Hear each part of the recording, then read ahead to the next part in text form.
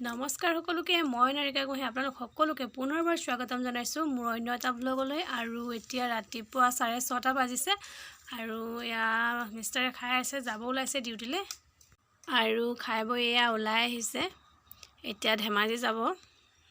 আৰু অকণমান মই ভিডিঅ' কৰি ৰাখিছিলোঁ কাৰণ বেটি শুই আছিলে যোৱাৰ সময়টোত। তো বেটিয়ে উঠি পেলাই যদি দেউতাকক নেদেখে আকৌ সুধিব যে মোক পাপাই কিয় নোকোৱাকৈ গ'লগৈ। তো সেইটো কাৰণে মই ইয়াত ভিডিঅ' কৰি ৰাখিছিলোঁ অকণমান তাইক দেখাবৰ কাৰণে। এয়া দেখিছেনে, মই এতিয়া পিচি আছোঁ মানিমুনি। বেটি শুই উঠিলে মানে অকণমান খুৱাম বুলি ভাবিছোঁ ৰসটো। তো সেইকাৰণে মই এতিয়া মানিমুনি খুন্দি আছোঁ পটাত। আৰু মিষ্টাৰ যোৱাৰ পিছত ময়ো চাহ খালোঁ। চাহ খাই ভাবিলোঁ যে মানিমুনি অলপ মই পিচি থওঁ, বেটিক খুৱাব পাৰিম, তাইৰ পেটৰ কাৰণে ভাল হ'ব। তো সেইটো কাৰণে মই এতিয়া মানিমুনি পিচি আছোঁ আৰু বেটিক খুৱাই দিম শুই উঠিলে মানে তাই। আৰু এইয়া আমাৰ বেটি এতিয়া শুই উঠিছেহে, কি গুড মৰ্ণিং। এতিয়া 8টা বাজিবলৈ 10 মিনিট আছে আৰু বেটি এতিয়া শুই উঠিছে।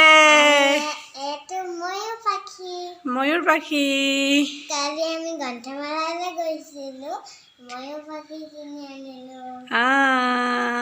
ভালকৈ আপোনালোকক দেখাই দিছোঁ।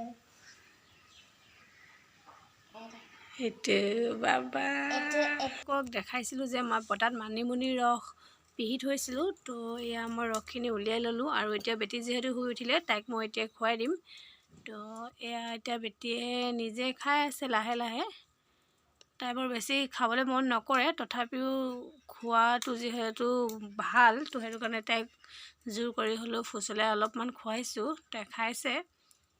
তাইক ক'লোঁ মানিমুনি ৰসটো খালে যে স্মৃতিশক্তি বাঢ়ে, কিতাপ পঢ়িব পাৰে। তো তাইক তেনেকৈ কোৱাৰ কাৰণে তাই অলপমান খাবলৈ চেষ্টা কৰিছে।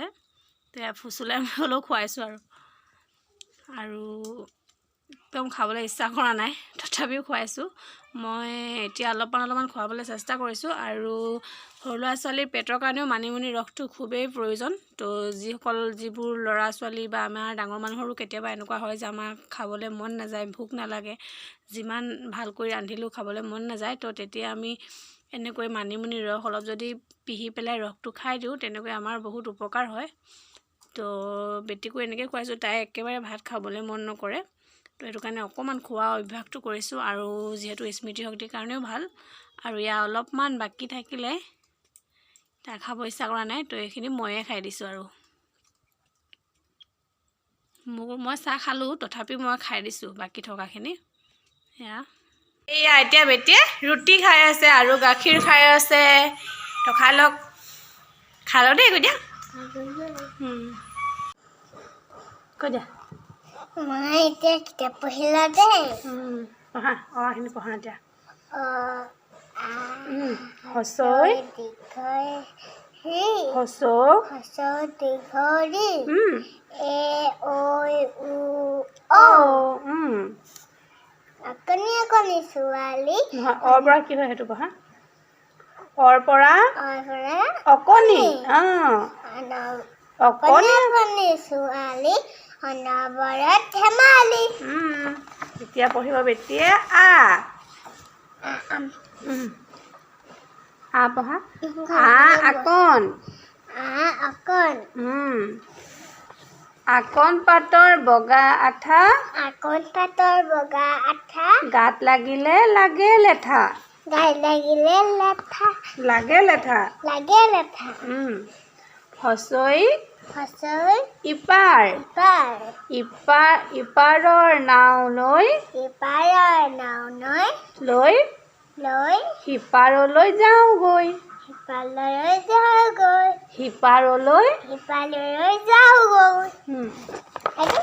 এইটো এতিয়া কিতাপখনৰ ভালকৈ নকবা, ফাটি যাব। দীঘৈৰ পৰা ইখান ইখান কোণৰ দীঘল দলং, নকৰিবা ধলং পলং। হচৌৰ পৰা উপায় নাপালেহে পোনা, বুঢ়াৰ কথা শুনা,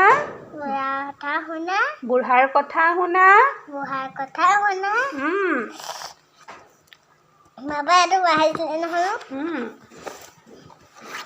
এতিয়া পঢ়া দীঘল নক'বা নক'বা কিতাপখন ভাজ বহি যায় বেয়া হৈ যায় নক'বা দিয়াচোন এনেকৈ কৰিব নোৱাৰা দীঘৰ পৰা ঊণ দীঘৰ পৰা ঊণ ঊণ সূতাৰ ডাঙৰ মোনা চোৱা চোৱা ডাঙৰ মোনা দাদা হ'ল ঘৰ গুণা দাদা হ'ল ঘৰ গুণা ঊণ সূতাৰ ডাঙৰ মোনা ঊণ সূতাৰ ডাঙৰ মোনা দাদা হ'ল ঘৰ গুণা দাদা হ'ল ঘৰ গুণা ঋষভ জড়ভৰতৰ পিতৃ ঋষভ জড়ভৰতৰ পিতৃ ঋষভ খাৰ গৰুকো বোলে ঋষভ খাই গৰুকো ঋষভ খাৰ গৰুকো নহয় খাৰ গৰুকো বোলে ঋষভ ঋষভ এপাল এপাল গৰু বেলৰ তলত বেল বজাই স্কুলত ঐ পৰা কি হয় ঐ ছোৱালী বেং পোৱালি অকলে অকলে বালিঘৰ সাজিলি তাৰপিছত কি হয় এতিয়া কি হ'ল ঐ পিছত কি হয় উৰ পৰা হয় উম